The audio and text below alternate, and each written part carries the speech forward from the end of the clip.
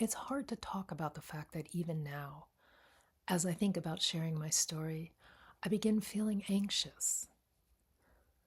I imagine her reading it and tense in expectation of an exaggerated eye roll, the one that always preceded her contemptuous, "Oh, please," and was followed by a condescending interpretation of my actions and intentions, all rounded off with the names of everyone who agreed. At the same time, I imagine my friends today, sighing and shaking their heads as they ask, "Why do you still let her bother you?" As if I could choose to no longer feel the dread rising in my body. Nobody remembers or cares what she said back then. Of course, they're right, which is why I know what they aren't saying. Get over it. So, how do I explain my ongoing dis-ease? Mostly I don't. I pour another glass of wine and change the subject, because it's embarrassing to admit that my heart still pounds at the thought of running into her. I'm hardly the only one who has anxious overreactions at the thought of running into my former bully. Despite all the reading and listening to podcasts and coming to a deeper understanding of our abuse, we all continue to be haunted by anxiety, by anger, by depression and insecurities. These feelings, sometimes called body memories, are as vivid today as they were years ago, and our responses are tied to emotional wounds that still haven't healed. One of the reasons they haven't healed is because culture hasn't provided us with effective healing strategies, hasn't acknowledged that our ongoing pain and trauma is legitimate. None of the anti-bullying initiatives address the fact that most of us continue to feel messed up in one way or another by bullying that happened years ago. Instead, there's silence about long-term effects. They're disenfranchised. So how do we process the anxiety that still rises in our chest? The impulse to lower our eyes and look away. The stigma that seems to attach to our very soul. How do we stop curling up with secret disgrace? There's no ready answer to this, but what we can start to recognize is how we were bullied, how we responded, and how we continue to respond are all caught up with factors beyond our control.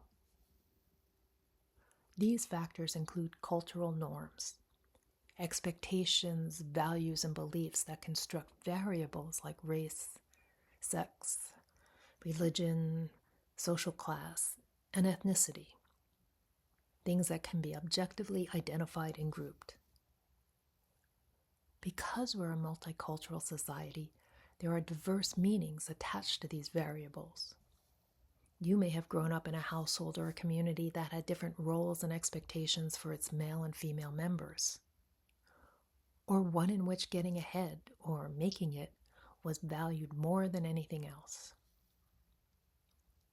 Since bullying narratives sideline many variables, never mind any cultural norms that give differing meaning to these variables, their influence is overlooked, as is the fact that they lead to different views of the causes and effects of bullying, and the appropriate responses to it.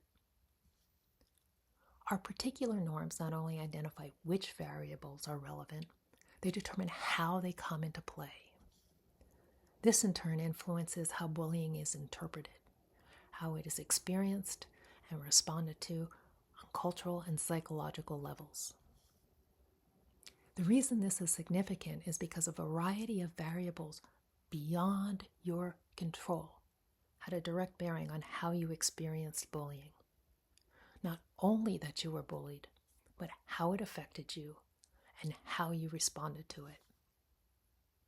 For example, having an accent might single you out for public teasing, but your specific accent and heritage might determine how you were teased, whether you felt disgraced, and explain how and why you responded in the ways you did. The role of factors beyond your control has very little presence in bullying narratives. At best, they're oversimplified. They're causal factors, rather than elements in themselves that affect the beginning, the middle, the end, and the long-term ramifications of these incidents. By keeping these complexities out of sight, bullying can be framed in terms of social norms that regulate weight, height, complexion, hair, clothes, gender, you name it.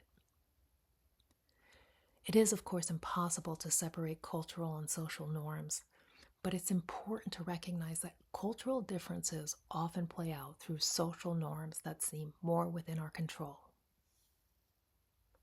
This adds up to the fact that the omission of cultural norms and the variables they regulate, variables beyond our control, left us no choice but to blame ourselves and personalize our social rejection.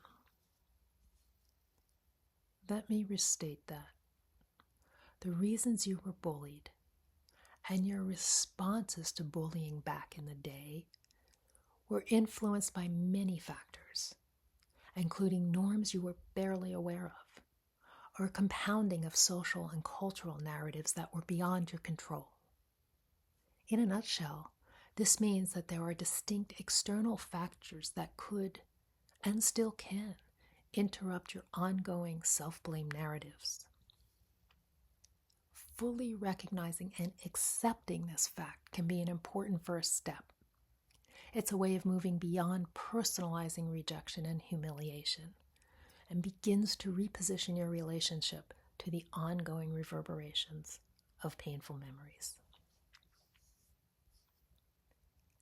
For more thoughts and insights into psychological self-care, visit theemotionspa.net.